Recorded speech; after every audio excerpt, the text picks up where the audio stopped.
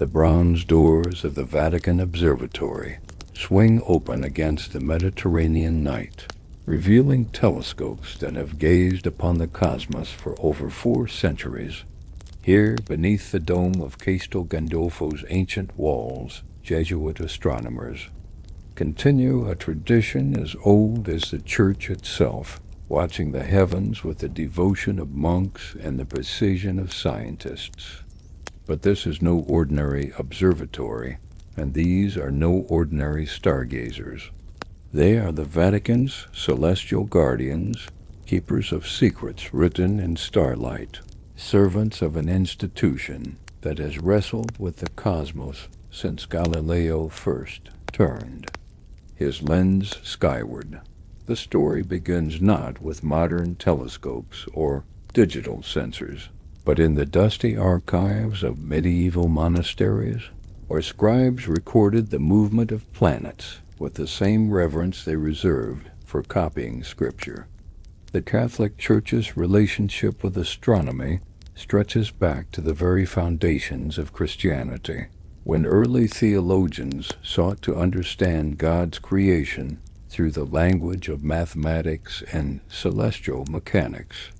Augustine of Hippo wrote in the 4th century that the heavens declared the glory of God, and generations of church scholars took this literally, dedicating their lives to deciphering the divine message written across the night sky dot by the Renaissance. This sacred pursuit had evolved into something approaching modern science. The Church patronized astronomers, funded observatories, and collected the finest astronomical instruments money could buy. Pope Gregory XIII's calendar reform in 1582 required precise astronomical calculations, and the Vatican assembled a team of Jesuit mathematicians whose work would shape timekeeping for centuries. These were not men torn between faith and reason. They saw no contradiction between serving God and serving science. The stars, they believed, were God's first scripture, written in fire across the darkness of space dot. But then came Galileo, and with him the first great crisis of the modern age. When the Tuscan astronomer pointed his revolutionary telescope at Jupiter in 1610 and discovered 4 moons orbiting the giant planet, he shattered forever the Aristotelian cosmos that had underpinned church teaching for over 1,000 years. Earth was not the center of creation. The heavens were not perfect and unchanging. The universe was far stranger and more magnificent than anyone had dared imagine. The Church's initial reaction was one of fear and condemnation, leading to Galileo's infamous trial and house arrest. Yet even in those dark days, there were Jesuit astronomers who quietly continued their observations, recognizing that truth could not be suppressed by ecclesiastical decree. The centuries that followed saw a gradual reconciliation between Catholic doctrine and astronomical discovery. Jesuit missions carried telescopes to China, India, and the Americas, establishing observatories from Beijing to Bogota. These priest astronomers mapped the southern skies, discovered variable stars, and contributed fundamental observations to the growing body of celestial knowledge. They were often the only educated observers in remote corners of the world, sending their findings back to Rome, where church scholars struggled to integrate new discoveries with ancient theology. By the 19th century, the Vatican had quietly become one of the world's leading centers of astronomical research.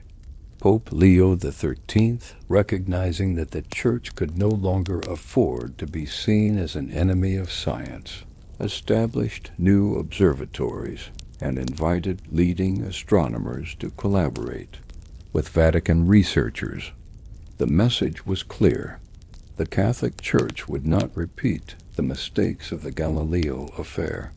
Science and faith would march forward together, twin searchlights illuminating the mystery of creation. The Spicola Vaticana, the official Vatican observatory, was founded in 1891 with the explicit mission of demonstrating the Church's commitment to scientific truth. Pope Leo XIII's founding document, Motu Proprio ut Mysticum, declared that the Church had nothing to fear from astronomical research, because all truth ultimately flowed from the same divine source. The observatory was initially housed in a tower of the Vatican Palace, its modest telescope peering out through the Roman smog at a cosmos that grew larger and stranger with each passing year. World War II brought unexpected opportunity. Allied bombing threatened Rome's observatories, and Vatican astronomers began searching for safer locations to continue their work. They found it in the papal summer residence of Castel Gandolfo, where the medieval walls provided both security and isolation from the city's growing light pollution. Here, overlooking Lake Albano in the Alban Hills, the Vatican established what would become one of Europe's most respected observatories. The post-war years saw an explosion of astronomical discovery. Radio telescopes revealed the cosmic microwave. Background radiation, evidence of the Big Bang that many Vatican astronomers quietly celebrated as confirmation of creation ex nihilo. Space telescopes pierced the atmospheric veil, revealing galaxies beyond counting and stars beyond imagination. The universe was not only larger than the Church had ever conceived, it was more magnificent, more complex, more worthy of wonder than even the most mystical medieval theologian had dared dream. But as the 20th century progressed, Vatican astronomers faced a new challenge. Light pollution from Rome's expanding suburbs began to wash out the night sky, making serious observations increasingly difficult. The Castel Gandolfo Observatory, once isolated in the countryside, found itself surrounded by the orange glow of streetlights and shopping centers. The Vatican's astronomers, inheritors of a tradition stretching back to Augustine and Aquinas, needed darker skies and bigger telescopes. If they were to continue their cosmic mission, the solution would take them far from the Italian countryside, across the Atlantic to the high deserts of Arizona, where the night sky still blazed with primordial fire. There, in partnership with the University of Arizona, the Vatican would build telescopes more powerful than Galileo could have imagined. Instruments capable of peering not just at nearby planets, but at the very edges of the observable universe. The project would be called the Vatican Advanced Technology Telescope, and it would be housed in an observatory complex on Mount Graham, sacred to the Apache and home to some of the darkest skies in North America.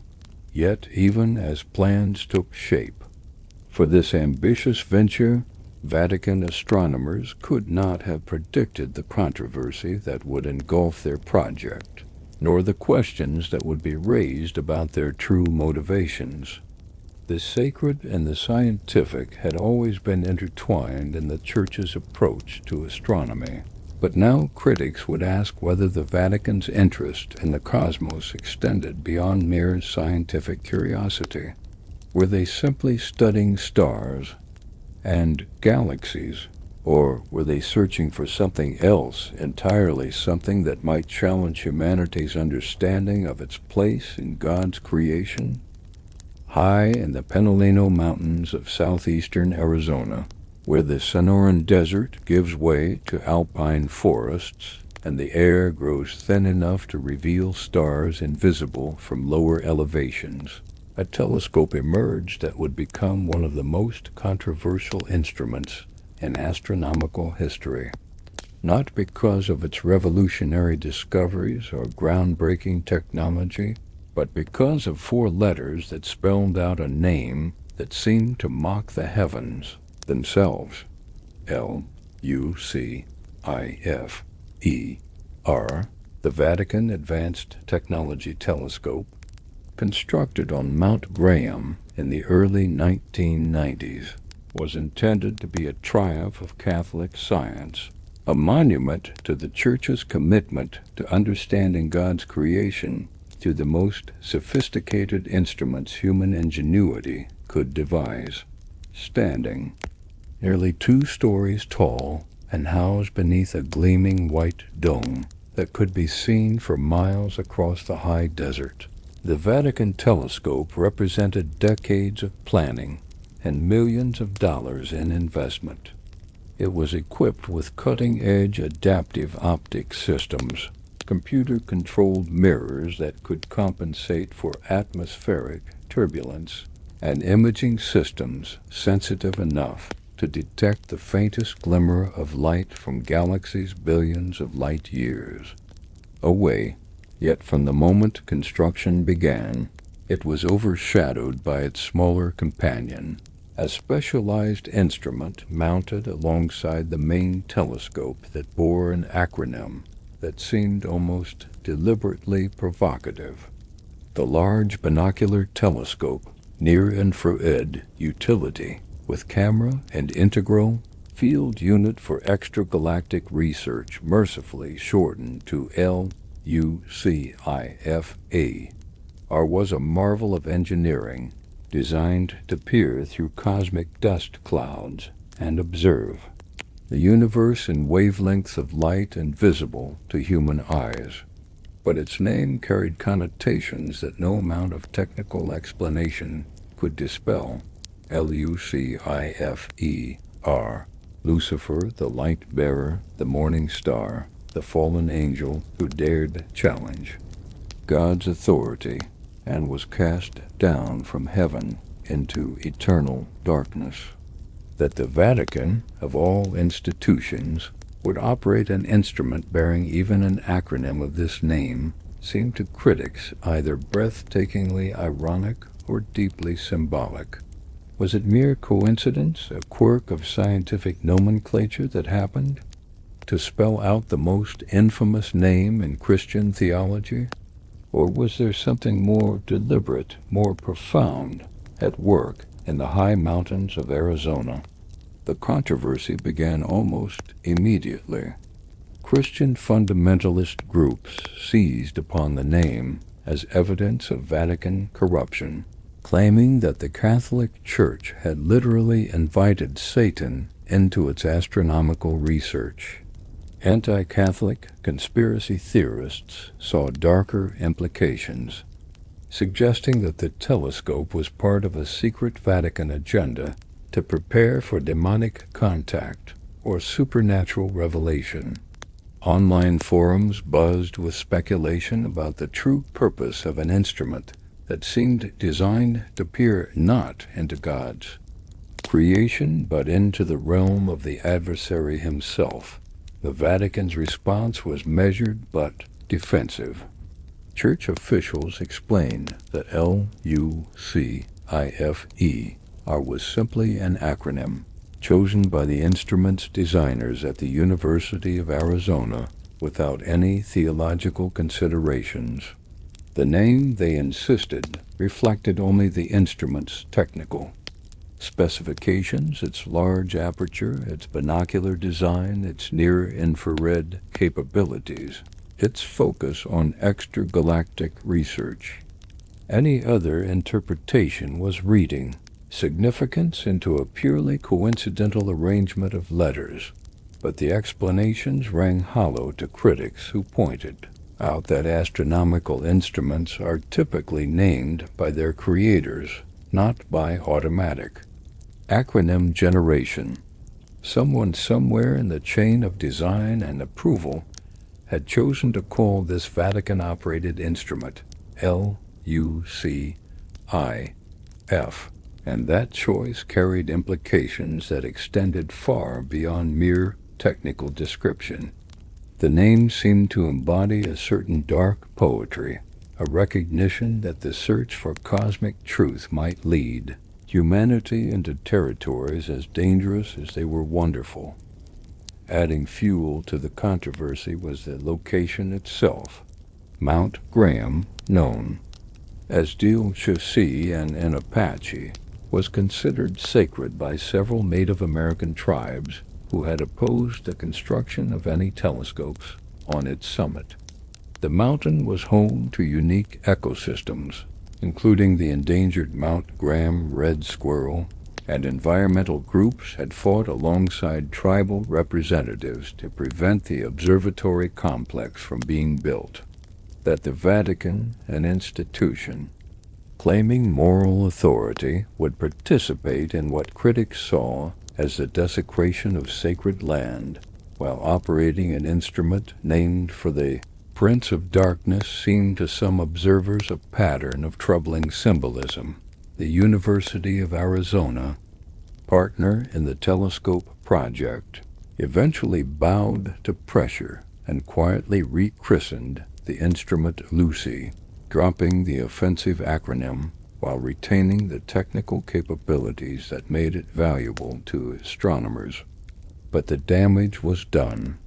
In the public imagination, the Vatican telescope would forever be associated with its Lucifer connection, a reminder that the Church's pursuit of cosmic knowledge had led it into morally ambiguous territory. Yet for the Jesuit astronomers who operated the telescope, the controversy seemed both overblown and beside the point. They were not devil worshippers or conspiracy participants, but scientists pursuing the same questions that had driven Catholic astronomers for centuries. They studied the formation of stars in distant galaxies, measured the expansion of the universe, searched for exoplanets that might harbor life. Their work contributed to humanity's understanding of cosmic evolution, stellar nucleosynthesis, and the fundamental laws of physics. If their instrument happened to bear an acronym with theological implications, that was simply an unfortunate accident of language, not evidence of supernatural agenda, but the name continued to haunt the project in ways that transcended mere public relations problems. It seemed to crystallize deeper questions about the Vatican's astronomical program that had been simmering beneath the surface for decades. Why did the Catholic Church, an institution dedicated to spiritual salvation, invest so heavily in studying the physical cosmos? What did Vatican astronomers hope to find among the stars that could not be found in Scripture or sacrament? Were they driven by pure scientific curiosity, or did they harbor secret hopes of discovering something that would validate or transform their faith? The Vatican had always insisted that its astronomical work was motivated by intellectual curiosity and the desire to understand God's creation more fully. Church documents spoke of science and faith as complementary approaches to truth, twin paths up the same mountain of understanding. Yet critics noted that the Vatican's astronomical program had expanded dramatically in recent decades, even as church membership declined in many parts of the world and funds for traditional ministries grew scarce. Millions of dollars that might have been spent on hospitals, schools, or social programs were instead invested in increasingly sophisticated telescopes and imaging systems. More troubling still were persistent rumors about the true focus of Vatican astronomical research. While the Church's astronomers published papers on conventional topics like stellar evolution and galactic structure, some observers claimed that significant resources were devoted to less conventional projects. There were whispers of searches for unusual phenomena, of data collection that never appeared in peer-reviewed journals, of research directions that seemed more aligned with intelligence gathering than pure science. The Lucifer controversy, whether intended or not, seemed to embody these deeper concerns about Vatican intentions. The name suggested an institution willing to flirt with danger, to explore territories that more cautious organizations might avoid. It implied a Vatican unafraid of controversial research, unmindful of public perception, committed to pursuing truth regardless of where it might lead or what it might cost. As the years passed and the initial furor over the name subsided, the telescope continued its work in the thin air of Mount Graham. It discovered new galaxies, characterized distant star systems, contributed data to the growing catalog of human knowledge about the cosmos. Yet the shadow of its original name lingered, a reminder that the Vatican's relationship with the stars was more complex and potentially more dangerous than simple scientific curiosity might suggest.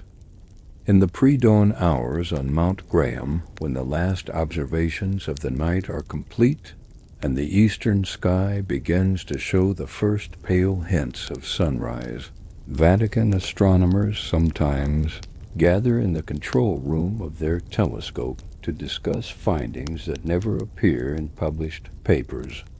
These conversations, whispered over cooling coffee and illuminated by the soft glow of computer monitors, touch on discoveries and research directions that the Church prefers to keep private, investigations that probe not just the physical structure of the universe, but its potential for harboring life forms that might challenge humanity's understanding of its cosmic significance. The search for extraterrestrial life has always occupied an uneasy position within Catholic theology.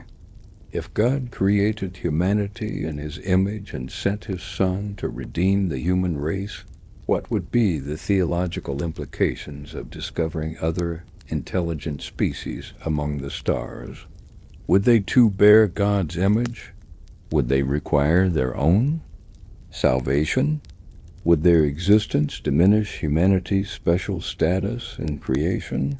Or would it magnify the glory of a God capable of creating life throughout the cosmos? These questions, once confined to the realm of theological speculation, became increasingly urgent as Vatican astronomers began to accumulate data that suggested the universe might be far more fecund than anyone had previously imagined. The Church's telescopes, both on Mount Graham and at other observatories around the world, were contributing to discoveries that painted a picture of a cosmos virtually teeming with the building blocks of life. Organic molecules had been detected in interstellar space. Water, the essential ingredient for life as we know it, appeared to be abundant throughout the galaxy. Planets orbiting other stars, once purely theoretical, were being discovered at an accelerating rate, many of them in orbital zones where liquid water could exist. But the Vatican's astronomical program appeared to be pursuing these questions with an urgency and focus that went beyond mere scientific curiosity. Internal Church documents, occasionally leaked to journalists or obtained through Freedom of Information requests, revealed research initiatives that seemed specifically designed to address the question of extraterrestrial life. Vatican astronomers were not simply contributing to the general scientific effort to understand the cosmos. They were actively searching for signs of intelligence among the stars. The most intriguing evidence emerged from analysis of the Church's data collection. Priorities. While Vatican telescopes contributed to a wide range of astronomical research, A disproportionate amount of observation time seemed to be devoted to surveys of potentially habitable exoplanets and analysis of unusual radio signals from space. The Church's astronomers were particularly interested in what they termed anomalous phenomena observations that didn't fit easily into conventional astrophysical categories and might represent evidence of artificial origin. This interest extended beyond passive observation to active communication attempts. Working in collaboration with other institutions, Vatican astronomers participated in SETI projects designed to detect signals from extraterrestrial civilizations, but they also appeared to be pursuing their own, more secretive communication efforts. Radio telescopes associated with the Vatican astronomical program had been observed transmitting powerful signals toward promising star systems, messages whose content and purpose remained classified even within the Church hierarchy. The implications of such activities were staggering. If the Catholic Church, one of the world's most conservative and traditional institutions, was actively attempting to communicate with extraterrestrial intelligence, it suggested a level of certainty about the existence of such intelligence that had never been publicly acknowledged. Either Vatican astronomers had access to evidence that the rest of the scientific community lacked, or they were operating under theological assumptions that made the discovery of extraterrestrial life not just possible but inevitable. Some observers detected a pattern in the Church's approach that suggested foreknowledge rather than mere speculation. Vatican astronomical facilities were consistently positioned to observe specific regions of sky, often focusing on star systems that would later prove to harbor potentially habitable planets. The Church's investment in infrared and radio astronomy capabilities seemed designed to detect exactly the kinds of signals that might be expected from a technological civilization attempting to communicate across interstellar distances. More provocative still were persistent rumors about discoveries that had already been made but remained classified within the highest levels of the Vatican hierarchy. Former Church astronomers, speaking anonymously to journalists, described observations of structured radio signals from space, patterns too complex and organized to represent natural phenomena. These sources claimed that the Vatican had been in possession of evidence for extraterrestrial intelligence for years, possibly decades, but had chosen to keep it secret while preparing for the theological and social implications of eventual disclosure. The reasons for such secrecy were not difficult to understand. The discovery of extraterrestrial life, particularly intelligent life, would represent perhaps the most significant event in human history, with implications that extended far beyond astronomy into every aspect of human culture, philosophy, and religion. For the Catholic Church, which claimed spiritual authority over more than 1 billion people worldwide, such a discovery would require careful management to prevent theological crisis and social disruption. Vatican theologians had been quietly working on these questions for decades, developing doctrinal frameworks that could accommodate the existence of extraterrestrial intelligence without undermining core Christian beliefs. These efforts, conducted largely in secret, had produced a body of theological work that treated the discovery of alien life not as a challenge to faith, but as a confirmation of God's infinite creativity and power. The universe, according to this emerging Vatican doctrine, was intended to be populated with intelligent life, and humanity's destiny was to serve as God's ambassadors to a cosmic community of rational beings. This theological preparation suggested a level of certainty about eventual contact that went beyond mere speculation. Vatican documents leaked to the press spoke of first contact protocols and interspecies theological dialogue, implying that church leaders expected such encounters to occur within the foreseeable future. The Vatican's astronomical program, viewed from this perspective, appeared less like pure scientific research and more like intelligence gathering in preparation for the most momentous event in human history. The Lucifer telescope, with its controversial name and sophisticated capabilities, seemed particularly suited to this mission. Its infrared sensors were ideal for detecting the heat signatures of artificial structures in space, while its advanced computer systems could analyze vast amounts of data for patterns that might indicate intelligent design.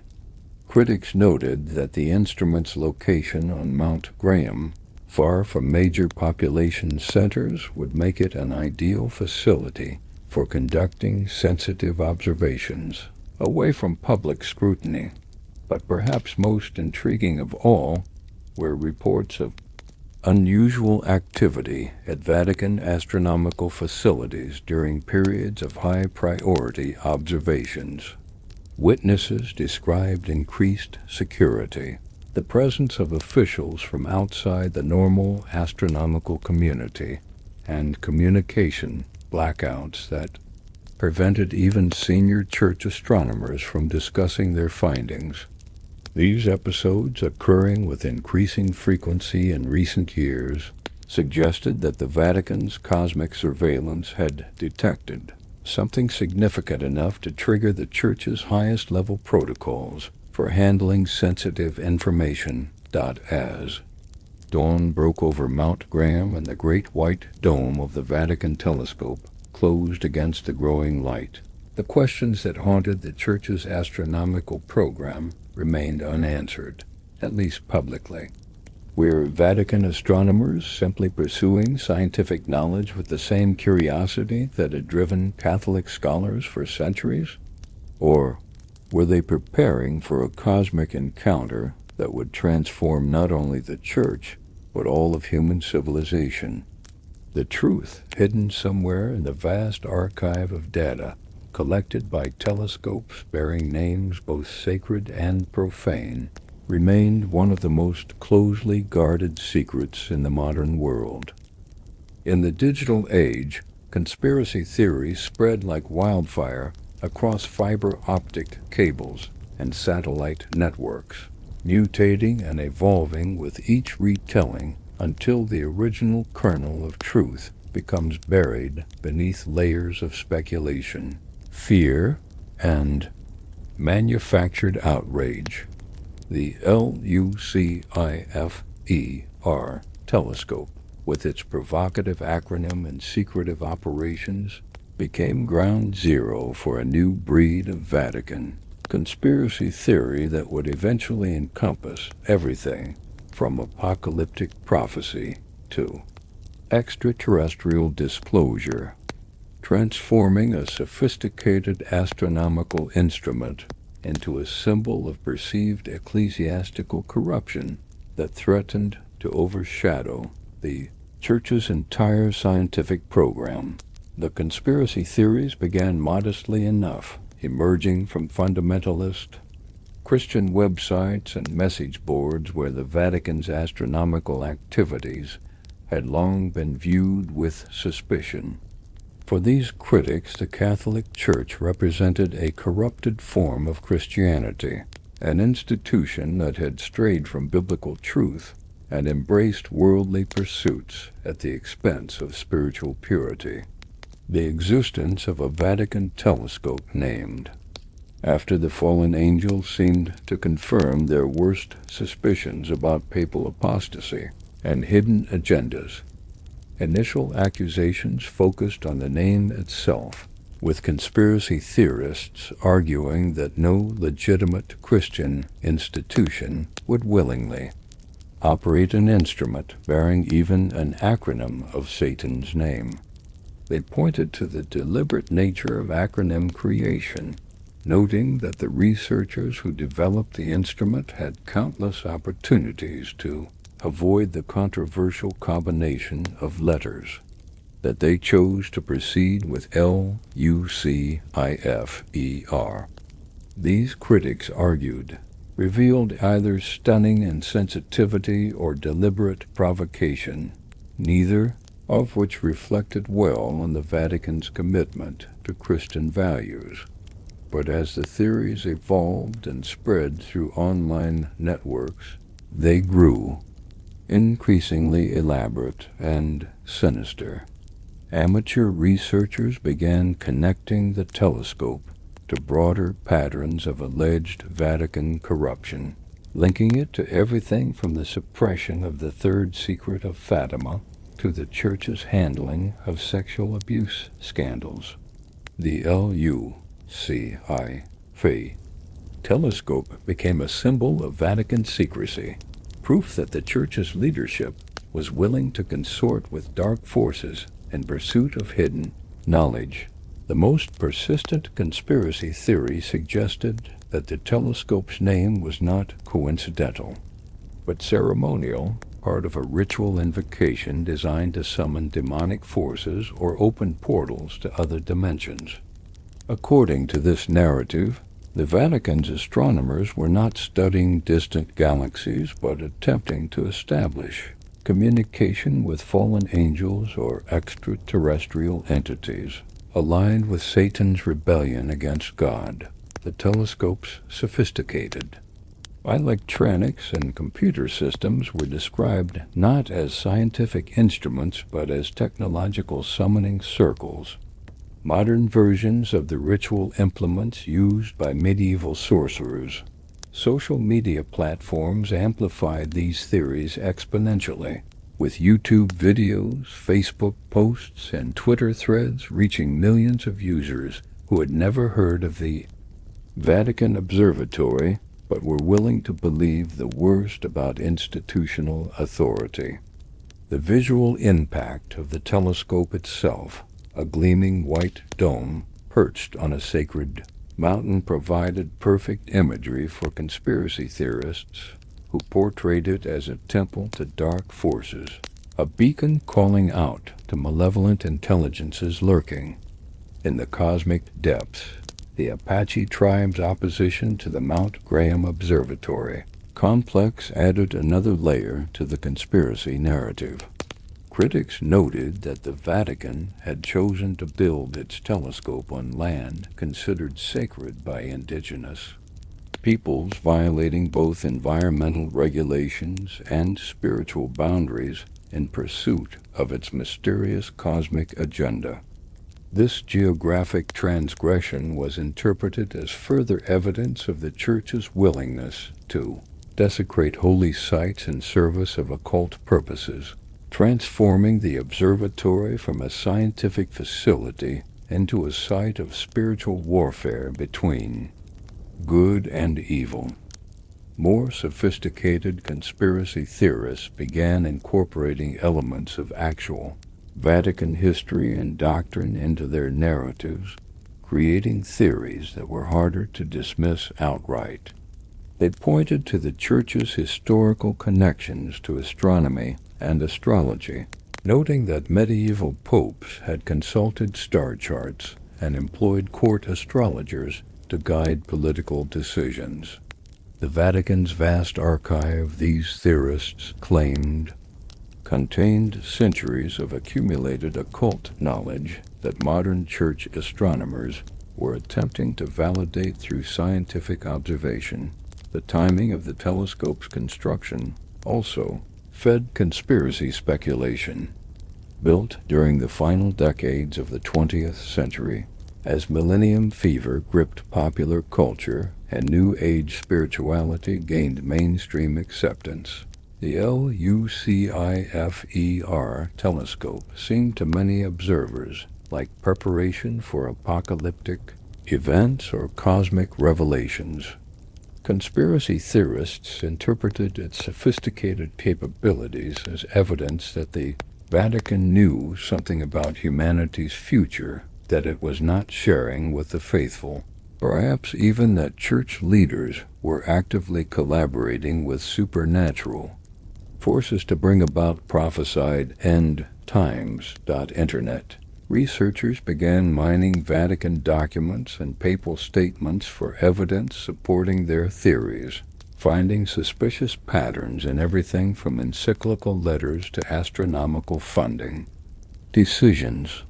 They noted the Church's increasing emphasis on interfaith dialogue and cosmic spirituality, interpreting these theological developments as evidence of growing openness to non-Christian spiritual influences. The Vatican's astronomical program, viewed through this lens, appeared less like scientific research and more like institutional apostasy, a systematic abandonment of Christian orthodoxy in favor of cosmic mysticism. The conspiracy theories, eventually, attracted attention from mainstream media outlets, forcing Vatican officials to respond more directly to accusations about their astronomical program. Church spokesmen repeatedly emphasized the purely scientific nature of their research, pointing to published papers and academic collaborations as evidence of legitimate scholarly work. But their defensive responses often seemed to fuel additional speculation, with critics noting that the Vatican's explanations never fully addressed the more exotic aspects of their astronomical activities. Perhaps most damaging to the Church's credibility were the theories that connected the LUCIFER telescope to broader questions about Vatican transparency and accountability. Critics noted that an institution that had concealed sexual abuse scandals for decades and maintained one of the world's most secretive archives could hardly be trusted to reveal the true nature of its cosmic research. If the Vatican was willing to cover up terrestrial crimes, these critics argued, it would certainly conceal evidence of extraterrestrial contact or supernatural phenomena. The conspiracy theories surrounding the telescope also began to merge with broader cultural anxieties about institutional authority and hidden knowledge. In an era of increasing distrust of governmental and religious institutions, the image of Vatican astronomers secretly studying the cosmos for undisclosed purposes resonated with public fears about elite conspiracies and manufactured ignorance. The LUCIFER telescope became a symbol of everything that was wrong with institutional power, proof that ordinary people were being kept in the dark about cosmic realities that might fundamentally alter their understanding of existence. As the theories proliferated and evolved, they began to attract believers who had no particular interest in Vatican activities but were drawn to narratives that promised to reveal hidden truths about reality itself. The telescope became associated with a broader conspiracy culture that encompassed everything from UFO cover-ups to ancient astronaut theories, part of a vast interconnected web of suppressed knowledge that supposedly threatened established power structures. Yet, for all their elaborate speculation and passionate conviction, the conspiracy theories surrounding the LUCIFER telescope revealed more about contemporary anxieties than they did about Vatican activities. They reflected deep-seated fears about technological change, spiritual uncertainty, and the possibility that traditional sources of meaning and authority might be inadequate for understanding an increasingly complex and mysterious universe. The telescope's controversial name had become a Rorschach test, revealing the psychological and spiritual preoccupations of an age caught between ancient faith and cosmic wonder. Beyond the swirling controversies and conspiracy theories, beyond the provocative acronyms and public relations disasters, the Vatican's astronomical program pursued a quest that would have been familiar to the medieval scholars who first turned their eyes skyward in service of the Church, the search for signs of God's presence in the cosmos.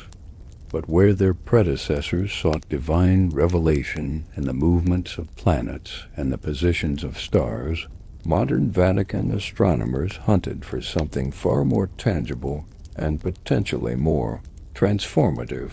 Other worlds that might harbor life, distant planets circling alien suns where the spark of existence might burn as brightly as it did on Earth. The search for exoplanets, planets orbiting stars other than the Sun, had become one of the most exciting frontiers in astronomical research.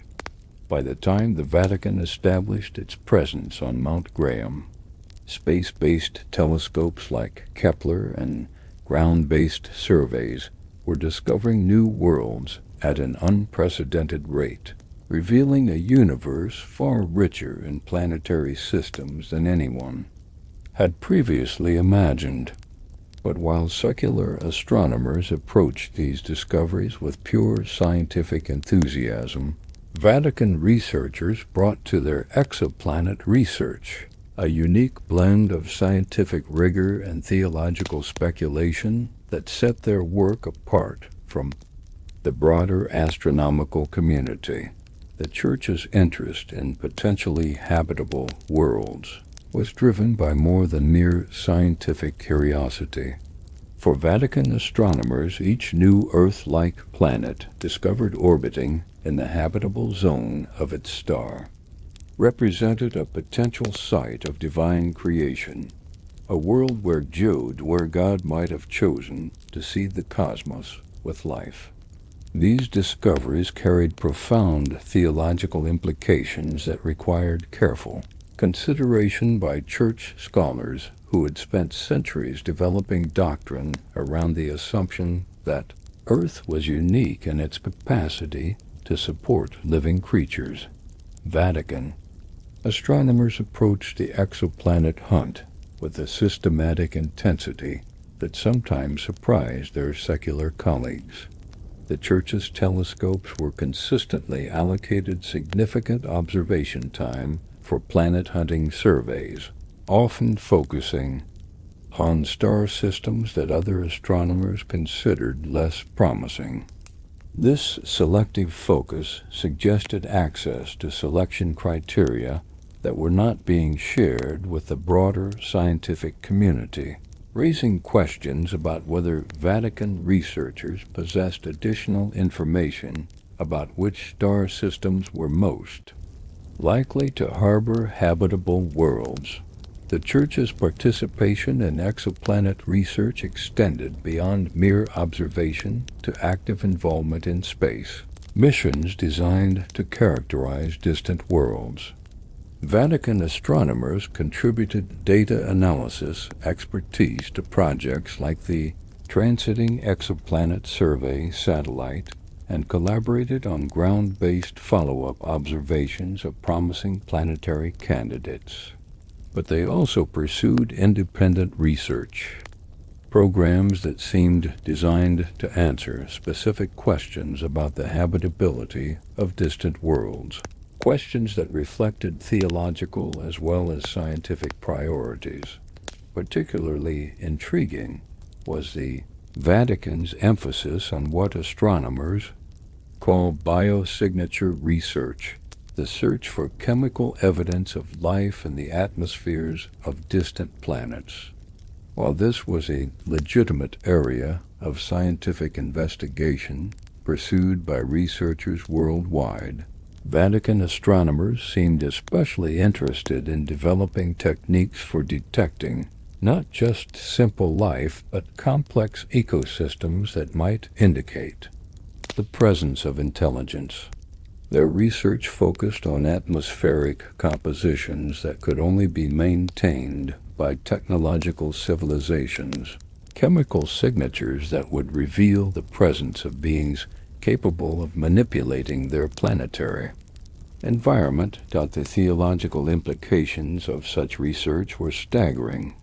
If Vatican astronomers discovered evidence of technological civilizations on distant worlds, it would force a fundamental reconsideration of humanity's place in God's creation.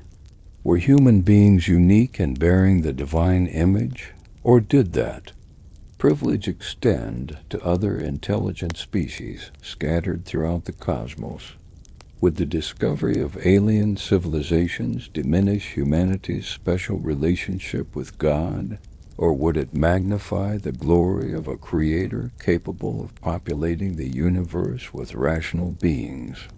Vatican theologians had been quietly working on these questions for decades, developing doctrinal frameworks that could accommodate the discovery of extraterrestrial intelligence without undermining core Christian beliefs. Their conclusions, published in obscure theological journals and discussed at closed conferences, suggested a church preparing for revelations that would challenge traditional anthropocentric views of creation. According to this emerging Vatican doctrine, the universe was intended to be populated with intelligent life, and humanity's role was not to stand alone as God's only rational creatures, but to serve as part of a cosmic community of beings capable of knowing and worshiping their Creator. This theological preparation was accompanied by increasingly sophisticated technological capabilities. The Vatican's observatories were equipped with spectrographic instruments capable of analyzing the chemical composition of exoplanet atmospheres, computer systems that could process vast amounts of data searching for patterns indicative of biological or technological activity, and communication equipment that could, in theory, transmit messages toward promising target systems. The Church was not merely preparing to discover extraterrestrial life, it was preparing to communicate with it. But perhaps most intriguingly, Vatican astronomers seem to be focusing their exoplanet research on a specific subset of potentially habitable worlds. Analysis of the Church's observation logs and published research revealed a pattern of interest in planets orbiting K-type stars, stellar objects slightly smaller and cooler than the Sun that offered longer periods of stable energy output. These stars and their planetary systems represented ideal environments for the slow development of complex life, worlds where evolution might have had billions of additional years to produce intelligence far in advance of anything that had emerged on Earth. The implications of this research focus were profound. If Vatican astronomers were specifically searching for worlds where advanced civilizations might have had time to develop, it suggested they were not simply interested in discovering primitive life, but in making contact with intelligence that might surpass human capabilities. Such civilizations, if they existed, would represent not just scientific discoveries, but potential sources of knowledge and wisdom that could transform human understanding of existence itself. Critics of the Vatican's exoplanet program noted that the Church's research seemed driven by assumptions rather than hypotheses, as if Vatican astronomers were not searching for extraterrestrial life, but confirming its existence. The systematic nature of their observations, the specific targeting of certain types of star systems, and the emphasis on biosignature detection suggested access to information, or theoretical frameworks that were not being shared with the broader scientific community. More troubling still were persistent rumors about Vatican discoveries that had not been publicly disclosed. Former church astronomers, speaking anonymously, described the detection of atmospheric compositions on distant worlds that could only be explained by the presence of technological civilizations. These sources claimed that Vatican telescopes had identified multiple exoplanets showing clear evidence of industrial activity, artificial atmospheric modifications that revealed the presence of advanced alien societies. If such discoveries had indeed been made, their suppression would represent one of the most significant cover-ups in human history. The confirmation of extraterrestrial intelligence would transform every aspect of human culture, from science and philosophy to religion and politics. For the Catholic Church, which claimed spiritual authority over more than 1 billion people worldwide, the management of such information would require unprecedented delicacy and preparation. Yet the Vatican's exoplanet research continued with quiet intensity, driven by motivations that extended far beyond pure scientific curiosity. Each new world discovered, each atmospheric analysis completed, each biosignature detected brought the Church closer to answering questions that had haunted human beings since they first looked up at the night sky and wondered if they were alone. The cosmic hunt that began with medieval monks counting the movements of planets had evolved into a sophisticated search for cosmic companions, a quest that might ultimately reveal humanity's true place in God's infinite creation. Deep within the Vatican's astronomical archives, housed in climate-controlled chambers beneath the Apostolic Palace, and in secure facilities at Castel Gandolfo, lie data files that have never seen the light of peer review, observations that challenge fundamental assumptions about the nature of the cosmos, and discoveries that Vatican officials believe are too disruptive for public release. These classified astronomical findings represent the dark matter of the Church's scientific program, invisible to outside observers, but exerting a gravitational influence on every aspect of Vatican policy regarding humanity's place in the universe. The existence of suppressed astronomical data first came to light through leaked internal correspondence between Vatican astronomers and church officials in Rome. These documents, obtained by investigative journalists through confidential sources within the Vatican bureaucracy, revealed a systematic process for classifying astronomical observations according to their potential impact on religious doctrine and social stability. The most sensitive findings were designated pontifical secret, placing them under the same level of classification reserved for diplomatic communications and matters of church governance. What could Vatican astronomers have discovered that warranted such extreme secrecy? The leaked documents provided tantalizing hints without revealing specific details. References to anomalous stellar phenomena appeared repeatedly in the correspondence, along with discussions of structured signals of artificial origin and atmospheric compositions requiring technological explanation. The language was carefully coded, but it painted a picture of discoveries that transcended conventional astronomical categories and entered territory that church officials considered theologically and socially dangerous.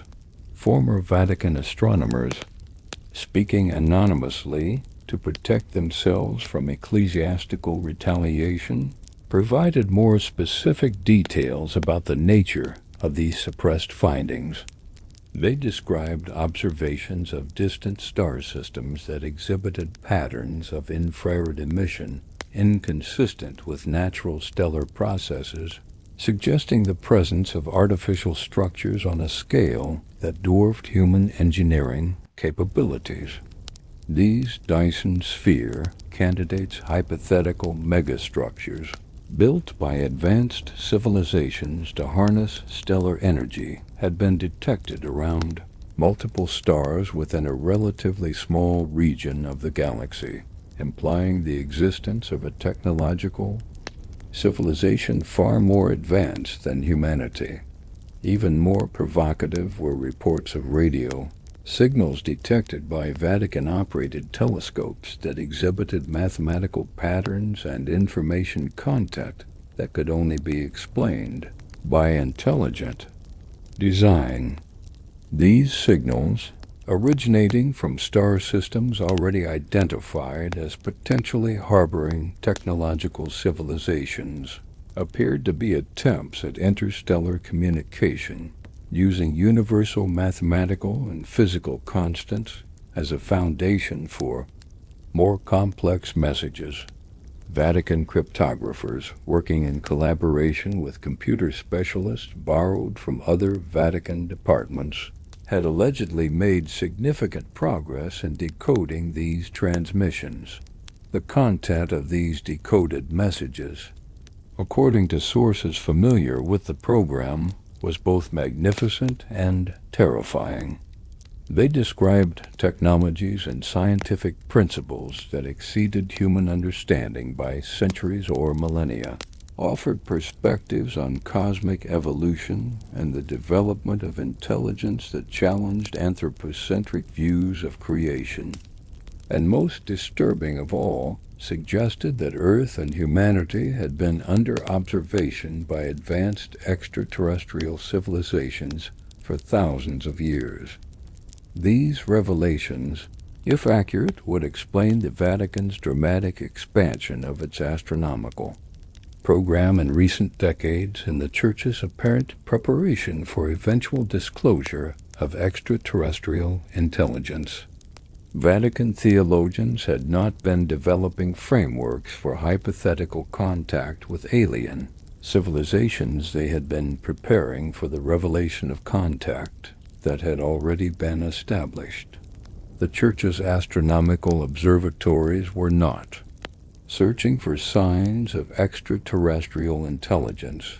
They were participating in an ongoing dialogue with cosmic neighbors who had been waiting for humanity to develop the technological sophistication necessary for meaningful communication.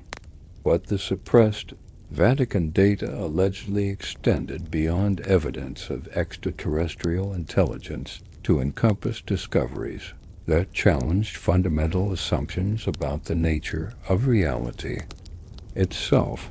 Sources described observations of phenomena that appeared to violate known laws of physics, cosmic structures that suggested the universe might be far stranger and more complex than current scientific models could accommodate.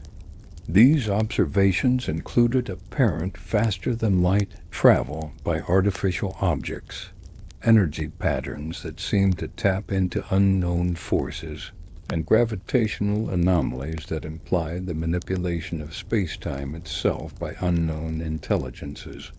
Perhaps most disturbing of all were reports that the Vatican's classified astronomical data included evidence of multiple extinction events on distant worlds, the spectroscopic signatures of civilizations that had destroyed themselves through warfare, environmental collapse, or technological catastrophe.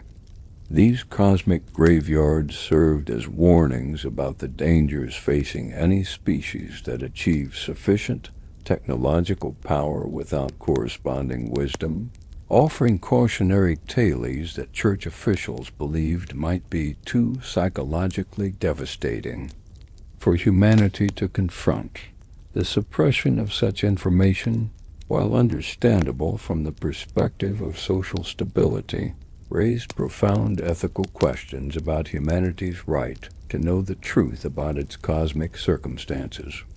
If advanced extraterrestrial civilizations were indeed monitoring human development, if the universe contained technologies and intelligences that could transform human existence, if the cosmos was littered with the remains of failed civilizations, did not humanity have a right to confront these realities rather than being shielded from them by ecclesiastical authorities?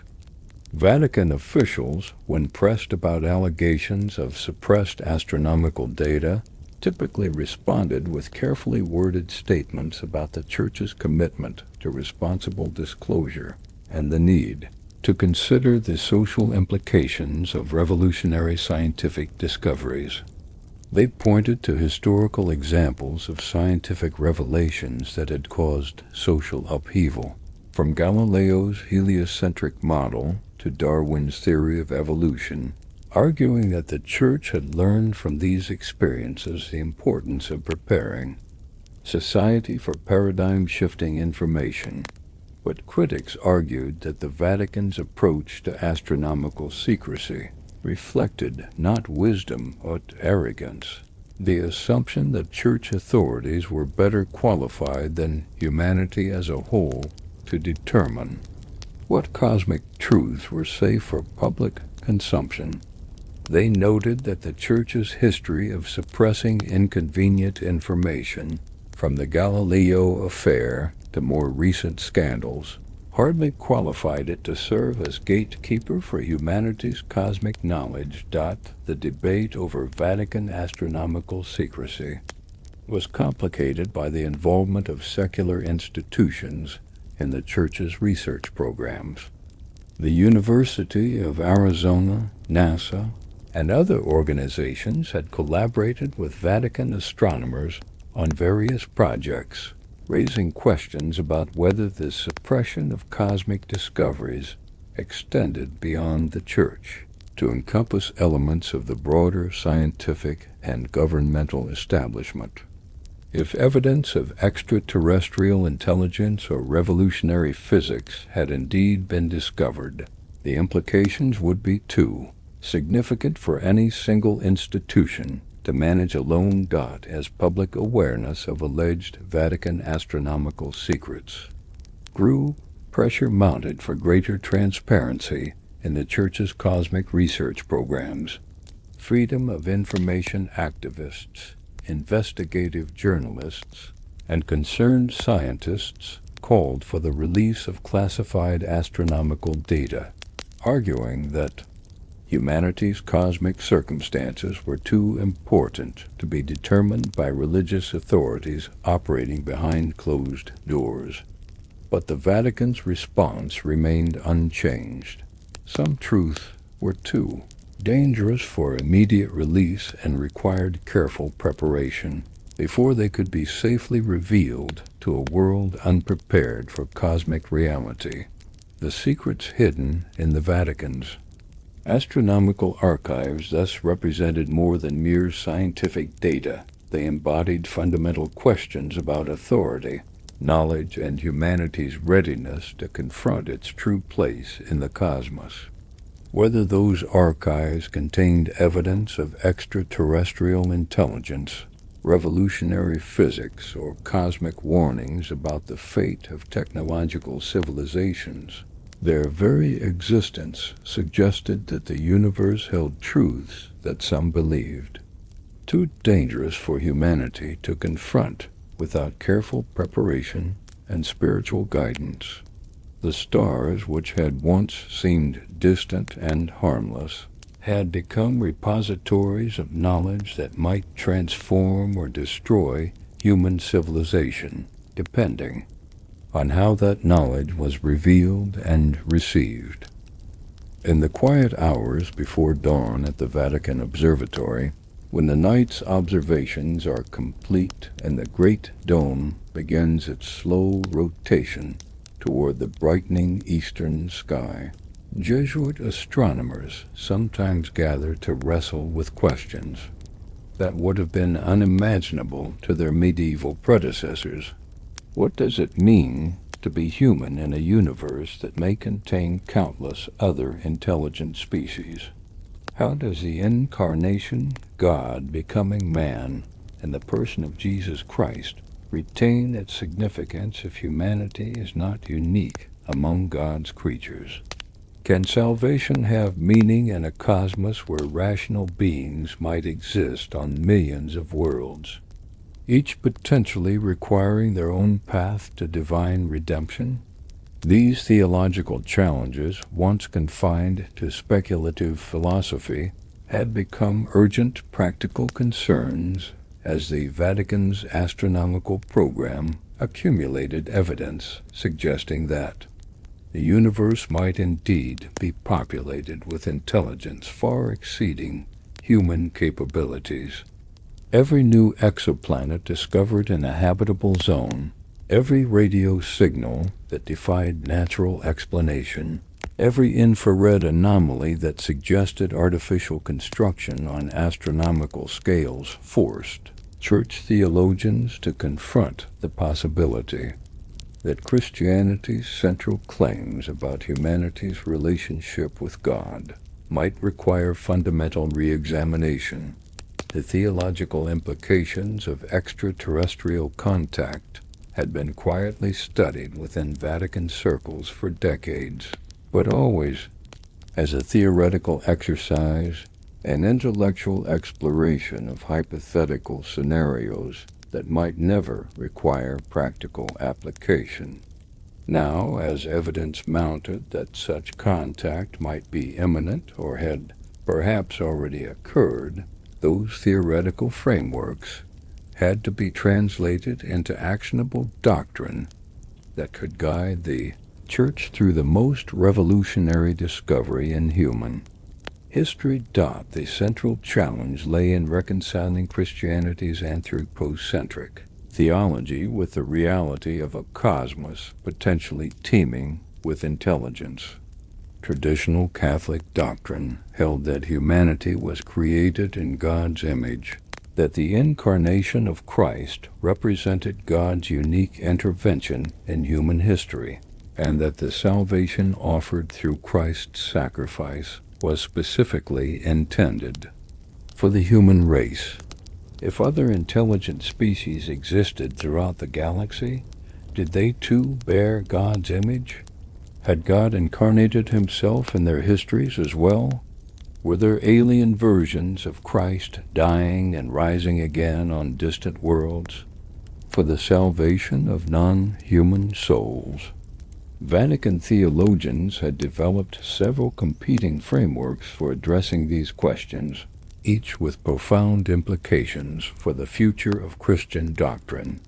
The most conservative approach maintained that humanity remained unique among God's creatures, possessing rational souls that distinguished humans from all other forms of life, no matter how intelligent. According to this view, any extraterrestrial intelligences discovered would represent sophisticated but soulless beings, perhaps serving as angels or demons in God's cosmic hierarchy, but lacking the divine spark that made salvation possible. More radical theological framework suggested that God's image was not limited to human form, but could be manifest in any intelligent species, capable of moral reasoning and spiritual awareness. This perspective opened the possibility that the universe contained numerous rational species, each created in God's image, and each deserving of divine love and the possibility of salvation. The incarnation, rather than being unique to humanity, might represent one instance of a cosmic pattern in which God revealed himself to intelligent beings throughout the universe in forms appropriate to their nature and circumstances. The most revolutionary theological possibility was that contact with advanced Extraterrestrial civilizations might reveal truths about God and creation that exceeded human understanding, forcing a fundamental expansion of Christian doctrine. If alien species possessed spiritual insights gained through millions of years of evolution and cosmic experience, their wisdom might illuminate aspects of divine truth that humanity had never glimpsed. The Church, rather than teaching cosmic neighbors about God, might find itself learning from civilizations whose relationship with the divine had developed along paths unimaginable to terrestrial theology. These theological speculations were not merely academic exercises, but had profound practical implications for the Church's approach to potential extraterrestrial contact. Vatican protocols for such encounters, developed in strict secrecy by committees combining theologians, scientists, and diplomats, reflected careful consideration of how Christian doctrine might be preserved, modified, or expanded in response to cosmic revelation. The Church was preparing not simply to announce the existence of extraterrestrial intelligence, but to guide humanity through a spiritual crisis that might challenge every assumption about the nature of existence itself. The Vatican's astronomical research program, viewed from this theological perspective, appeared less like pure scientific inquiry and more like spiritual reconnaissance, an attempt to gather intelligence about cosmic circumstances that might require unprecedented theological adaptation. The Church's emphasis on detecting signs of advanced civilizations, rather than simple microbial life, reflected awareness that contact with cosmic intelligence would pose far more complex theological challenges than the mere discovery of alien bacteria. But the theological preparations for extraterrestrial contact also revealed deep anxieties within the Church hierarchy about the potential impact of such discoveries on Christian faith. Internal Vatican documents, occasionally leaked to journalists, describe scenarios in which the revelation of advanced alien civilizations might trigger a crisis of faith that could destroy organized religion entirely. If humanity discovered that it was neither unique nor particularly significant in cosmic terms, would traditional religious beliefs survive the psychological shock? These concerns had led to the development of carefully planned disclosure strategies designed to minimize the disruptive impact of extraterrestrial revelation. Rather than announcing dramatic discoveries immediately, Vatican officials planned to prepare the faithful gradually for cosmic realities through expanded theological education, modified liturgical practices that emphasized God's cosmic rather than purely terrestrial nature, and doctrinal developments that positioned Christianity as a universal rather than specifically human religion. The Church's astronomical program thus served a dual purpose, gathering scientific evidence about cosmic circumstances while simultaneously testing human readiness for paradigm-shifting revelations. Vatican astronomers were not simply studying the universe.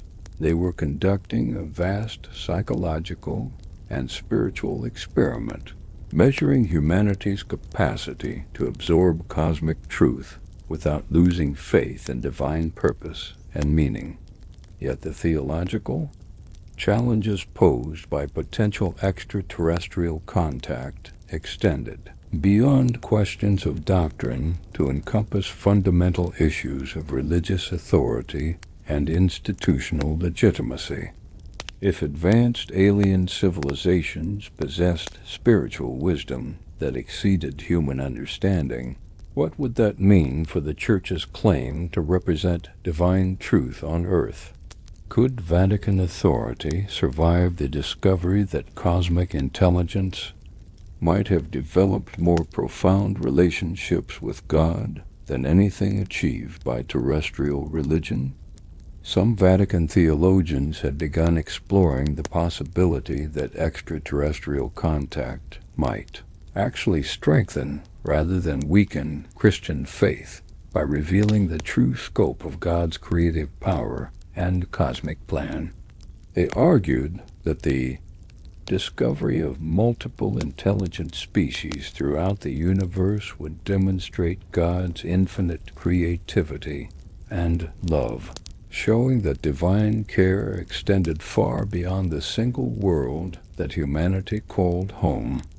The cosmos, rather than being cold and empty, would be revealed as a vast community of rational beings, united in their capacity to know and worship their Creator. This optimistic theological vision, however, required careful management to prevent it from becoming a source of human despair rather than cosmic wonder. If alien civilizations possessed technologies and spiritual insights that surpassed human achievement by millions of years, would humanity be relegated to the status of cosmic children, forever dependent on the wisdom and guidance of more advanced species? Would the discovery of superior alien intelligence destroy human pride and ambition, leading to a crisis of meaning that could cripple civilization itself? The Vatican's approach to these challenges reflected centuries of experience in managing revolutionary ideas that threatened established worldviews.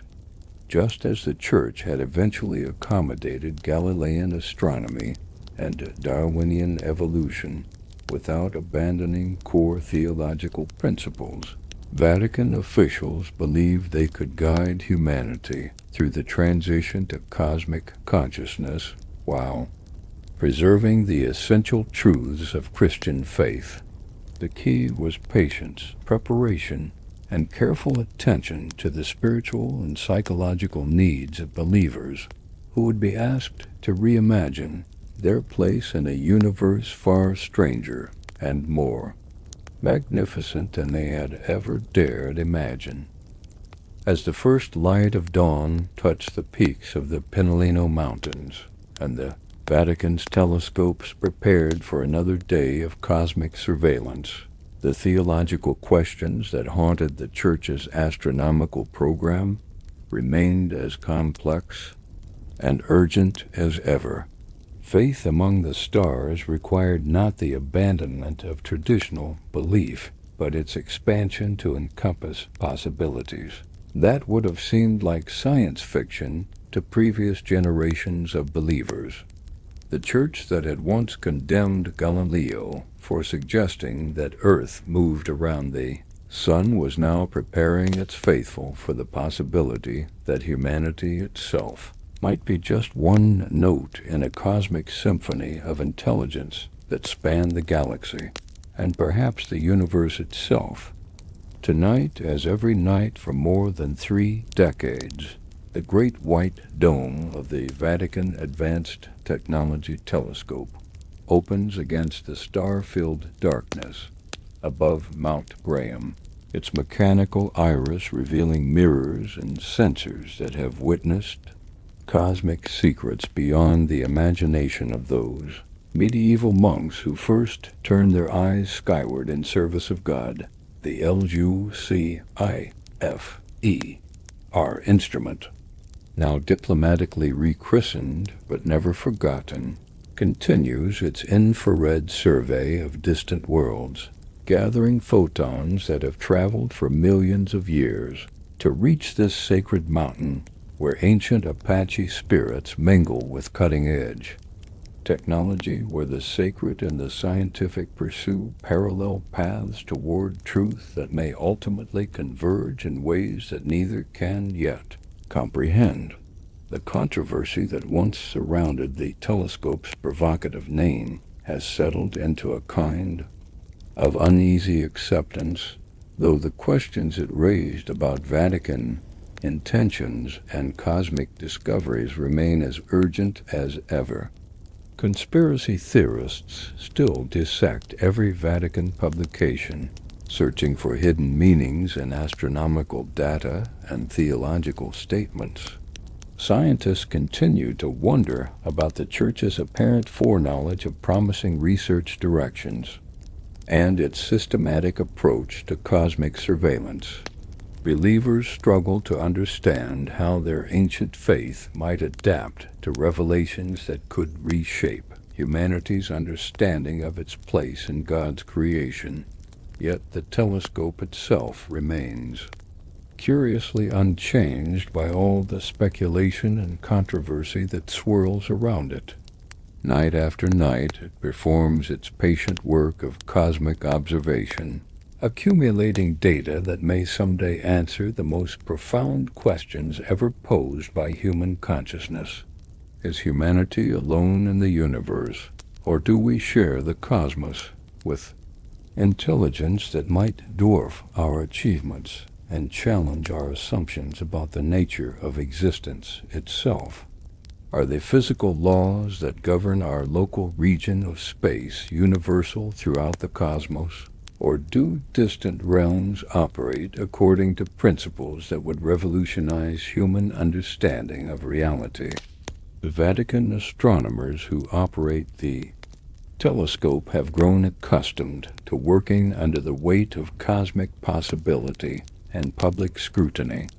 They know that their observations might detect the radio signature of an alien civilization or the infrared glow of artificial structures on a scale that defies human imagination. They understand that their data might someday provide evidence for phenomena that challenge the foundations of established physics or reveal cosmic circumstances that require fundamental revision of human philosophy and theology. Yet they continue their work with the patient dedication of scholars who recognize that truth, however revolutionary or disturbing, remains the ultimate goal of all genuine inquiry. The mountain itself has become a pilgrimage site of sorts, drawing visitors who come not to worship but to wonder about humanity's cosmic circumstances. Amateur astronomers make the difficult journey to Mount Graham, hoping to glimpse the Vatican telescope during its nightly observations. UFO enthusiasts scan the desert skies for unusual phenomena that might be connected to the Church's alleged cosmic discoveries. Spiritual seekers arrive seeking their own connection to whatever cosmic forces might be focusing their attention on this remote Arizona peak. Apache tribal members, whose ancestors considered this mountain sacred long before any telescope was constructed on its summit, sometimes gather at the base of Mount Graham to perform ceremonies that acknowledge both a violation of their sacred space and the cosmic significance of the activities taking place above them. They speak of ancient prophecies about visitors from the sky and the role that sacred mountains might play in humanity's transition to cosmic consciousness. Their prayers and rituals add another layer of meaning to a location that has become a focal point for humanity's expanding awareness of its cosmic circumstances. The broader scientific community continues to watch Vatican astronomical activities with a mixture of admiration and suspicion. The Church's contributions to legitimate astronomical research are widely recognized and respected, but questions persist about the true scope and purpose of Vatican cosmic surveillance. Why does an institution dedicated to spiritual salvation invest so heavily in studying the physical cosmos? What drives the Church's apparent urgency in searching for signs of extraterrestrial intelligence?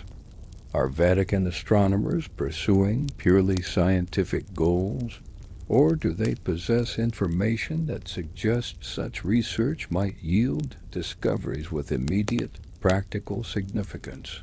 These questions have taken on new urgency as humanity itself stands on the threshold of becoming a spacefaring civilization. Private companies are developing technologies that could establish permanent human settlements on Mars within decades. Space telescopes are discovering potentially habitable exoplanets at an accelerating rate. Radio telescopes are becoming sensitive enough to detect artificial signals from civilizations hundreds of light years away. If the Vatican has indeed discovered evidence of extraterrestrial intelligence, the implications for humanity's expansion into space could be profound and immediate. The theological implications of the Vatican's astronomical program continue to evolve as church scholars struggle to develop doctrinal frameworks that could accommodate cosmic revelations. Recent papal statements have emphasized God's infinite creativity and the possibility that divine love extends throughout the universe in ways that exceed human understanding. Vatican-sponsored conferences have explored the theological significance of astrobiology and the potential impact of extraterrestrial contact on Christian faith. These developments suggest a church preparing its believers for cosmic realities that might soon require practical spiritual guidance rather than theoretical speculation. Yet for all the speculation and preparation, the ultimate truth about the Vatican's cosmic discoveries remains hidden behind the same veil of secrecy that has always surrounded the Church's most sensitive activities.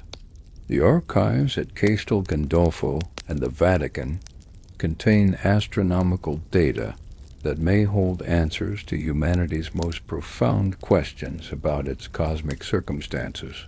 But that information remains classified under protocols that may not be lifted for decades or centuries. The Church, which has always measured time in millennia rather than years, appears willing to wait until humanity is spiritually and psychologically prepared for whatever cosmic truths have been discovered among the stars. The AUCIFER telescope, now known by a more diplomatic designation, but forever marked by its original provocative name, has become a symbol of humanity's complex relationship with cosmic mystery.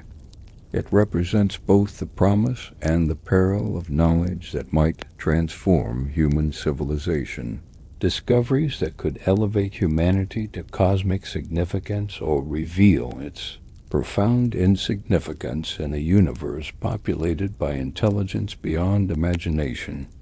The telescope embodies the eternal human tension between the desire to know truth and the fear of truths, too large for human comprehension. As dawn approaches over Mount Graham, and the great dome begins its slow rotation toward the coming day, the Vatican telescope completes another night of cosmic surveillance, adding new data to archives that may someday be recognized as containing the most important information in human history. The stars that have witnessed the rise and fall of countless civilizations continue their ancient dance across the darkness, indifferent to human hopes and fears, but perhaps not unobserved by intelligence that regards Earth and its inhabitants with attention that earthly telescopes have only recently begun to reciprocate. The eternal gaze continues, as it has for centuries, and as it may for centuries more, until humanity is ready to confront whatever cosmic realities await discovery. Among the stars, the Vatican, keeper of ancient faith and cosmic secrets, maintains its watch over both the spiritual and physical heavens, guardian of truths that may someday transform human understanding of existence itself. Whether that transformation brings cosmic enlightenment or civilizational crisis may depend on the wisdom with which such revelations are ultimately shared with a species still learning to see itself as part of a universe far stranger and more magnificent than its ancestors ever dared imagine. In the end, the mystery of the Vatican's cosmic program may be less important than the questions it raises about humanity's readiness to join whatever cosmic community might exist among the stars. The telescope on Mount Graham, with its controversial history and its uncertain discoveries, stands as a monument to human curiosity and cosmic ambition, a reminder that the search for truth, however dangerous or transformative, remains the noblest pursuit of any species blessed with consciousness and cursed with wonder.